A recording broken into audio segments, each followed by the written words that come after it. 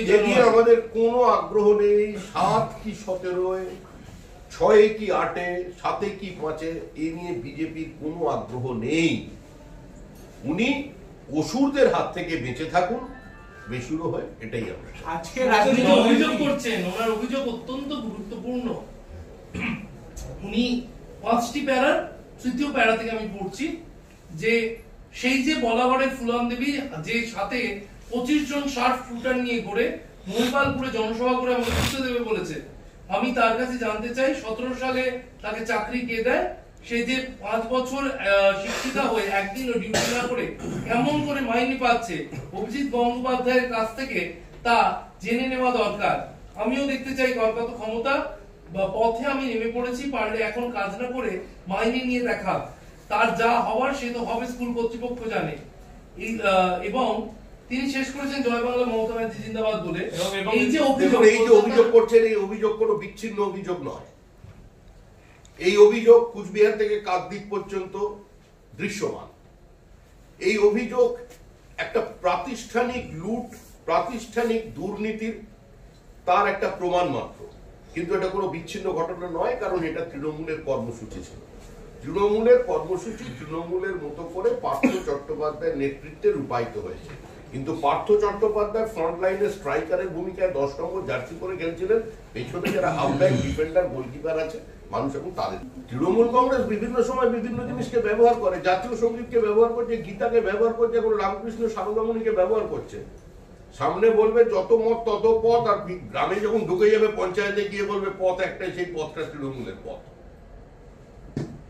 বিভিন্ন মানুষকে শাস্তি দেওয়ার জন্য দেখবেন কলকাতার পার্শ্ববর্তী এলাকার বিভিন্ন জায়গায় বাড়ির গেটে একটা করে রামকৃষ্ণের মূর্তি বসিয়ে দিয়েছে।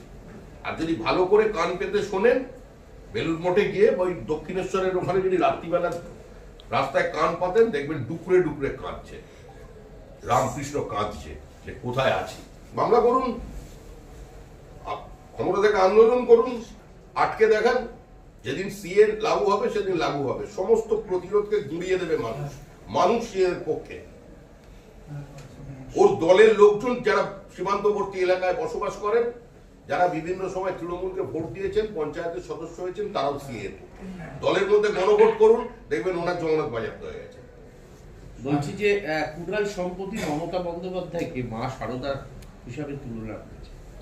আজকে কিছুক্ষণ আগে স্বামী নিত্যানন্দ অধ্যক্ষ রামকৃষ্ণ মিশন বলেছেন কে কাকে ভগবান বা কে কাকে শারদা বানাবেন সেটা তার ব্যক্তিগত বিষয়।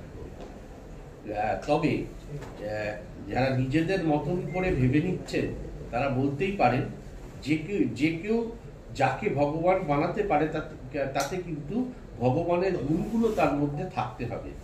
সেটা তো এই সমাজের মানুষই বলবে প্রকৃত মানুষ ভগবান। মহারাজ যা বলবার বলে দিয়েছেন।